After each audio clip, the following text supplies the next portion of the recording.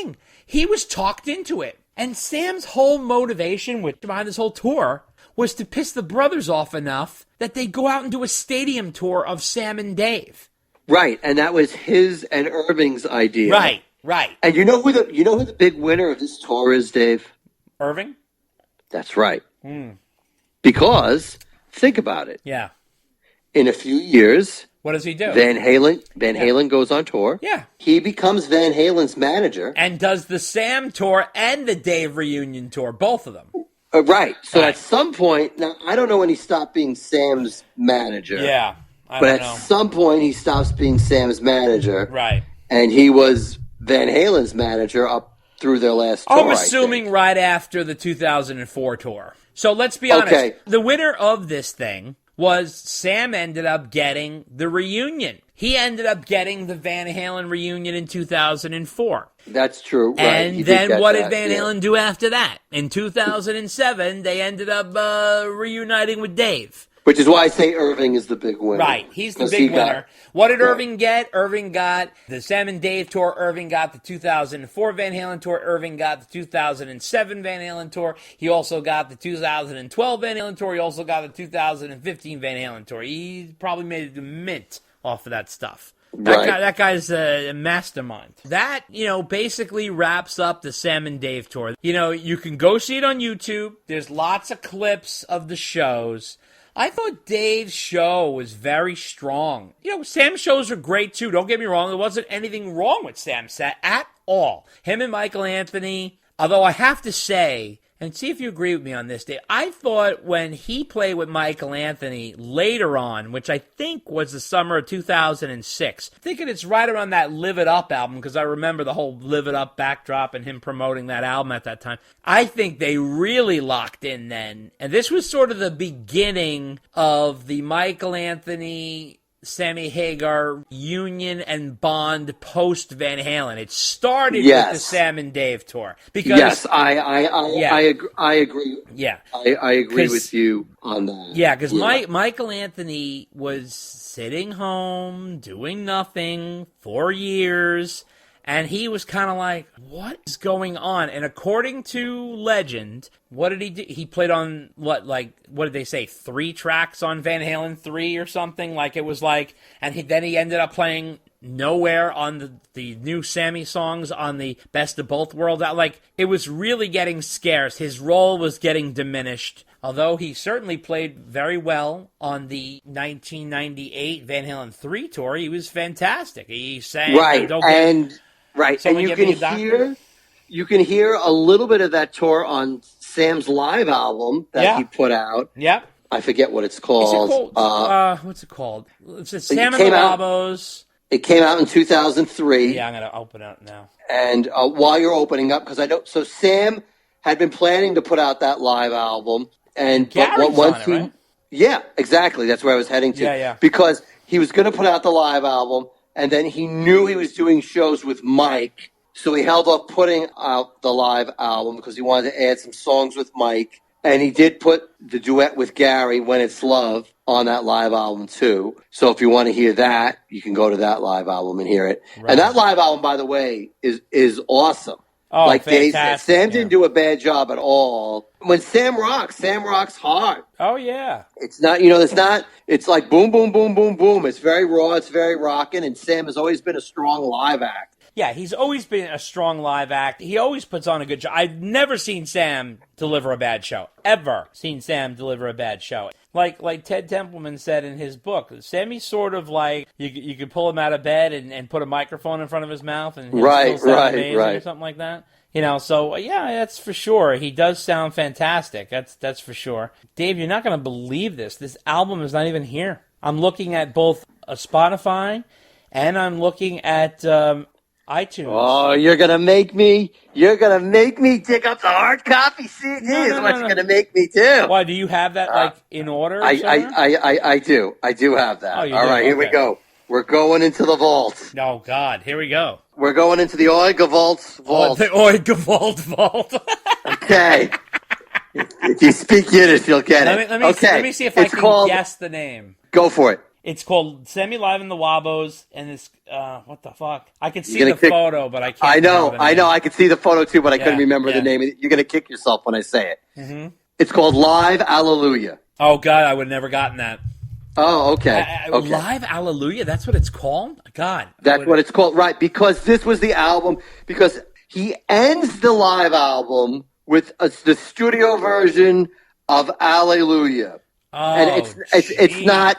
And by the way, it's not the song, but it's not the Leonard Cohen song we're talking about here. In case people are wondering about that, because the album that he had out before that was not for sale, right? Which, as we say, wasn't for sale, right? And Sam loved, and the song Alleluia, was on that studio album, and Sam loved that song so much, that he put it on the live album. Because that got a better distribution deal with a better record label. Yeah. A lot of songs off that Not For Sale album ended up other places because that album was so maligned. And you know what's also funny is Dave released an album after the Sam and Dave tour, which was the Diamond Dave album, which, by the way, and we'll do that discussion at another time, but that is a much better album than people give it credit for. I mean, I like it.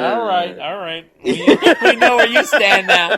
But, well, that's definitely interesting. I always find it amazing when albums are not on Spotify, they're not on iTunes, they're no longer cataloged. It's like they just disappear off the face of the earth. And that's the danger of streaming music.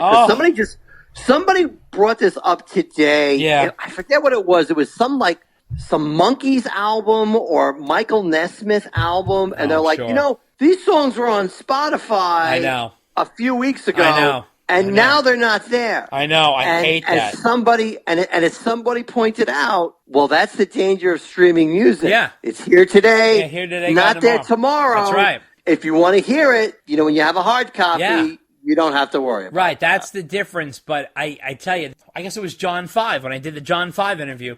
I was like, that DLR band album is nowhere to be found. Like, I mean, you could get a used copy of it somewhere, but I mean, like, it's not on Spotify, it's not on iTunes. Like, my whole thing is like, why would you not have it on iTunes or Spotify? It doesn't cost anything to put it up there. You're only losing money by not putting it up there. Like, the entire David Lee Roth catalog is on Spotify, with the exception of the DLR band. So it's like, why are you not putting it on there? Like, it's crazy that it's not on there. But really what it comes down to, and I think I might have mentioned this before in the cast, it's like, it's an oversight. It's like, it just never got to that. It's just, and it's like no one wants to, like, actually make the effort to, like, do the paperwork or process whatever has to be processed to get it up there. It's the new out of print is what it is. Yeah, but the thing is that when something like that goes out of print, it goes really out of, like, it gets to the point where, like, it's nowhere to be found. I mean, in some cases you can hear it on YouTube, and in some cases you can, get a used copy somewhere. At least, like, that was made on CD, so you could probably buy a used CD of it and get it. Exactly, but I see where you're going, and the future is, what about that music that there's no hard copy of anymore? Right. And then one day it stops streaming. That's it. That's it. And that's it. And there's, like you said, though, the weird thing about streaming was, and I don't know if anybody has encountered this before, any Van Halen fans. There was a Van Halen live album, and it was probably a bootleg, I'm assuming, that was on Spotify. And I don't even know if I could even pull it up. I had it on my Spotify, and see if I can pull it up here. I have it on my phone here, but I was so excited to get this thing, and I'm like trying to like download it into my phone, and it wasn't coming up for some reason, and then I thought I downloaded it, or I kind of like bookmarked it, or I thought I bookmarked it, or whatever the fuck I did, and then the weird thing was like I went to go play it, and it was gone, and I was like, wait, I don't understand, I thought I downloaded this, and I didn't download it, and I was all upset about it, and I was like, what the fuck, man? And I was all upset about it. Oh, I don't even know if it's here. Look. Oh, wait a minute, I found it. Look at this. So I listened to this. It's in my library, okay? Okay. But it's blank, like in the sense that, like, if I go to hit a song, it won't play. But the cover is here, And the set list is here. So this is the name of it. So I'm on Spotify. It's called Live at the Selland Arena, Fresno, California, May 14th and 15th, 1992. So it's the Fuck Tour, right? And it's got all these songs: Pound Cake, Judgment Day, Spank, When It's Love, Man on a Mission, Right Here, Right Now. So that's basically the live version of Right Here, Right Now. Right. But the funny thing is though, I have the cover, and I can zoom in up on it, and the name and everything, and it's in my library, because I remember that when I saw it, I like hit it to download, and it's there, it's saved, but it's the image and the names. But when you go to like click on a song, it's like ghosted, so it's like in the background. It's not like highlighted; it's sort of dim in the background. Right. When you somebody realized it was a someone realized, album, and they just pulled it off. But I guess the downloaded image saved into my library, and I was like, I guess, yeah. So anyway, so that wraps up the Sam and Dave tour.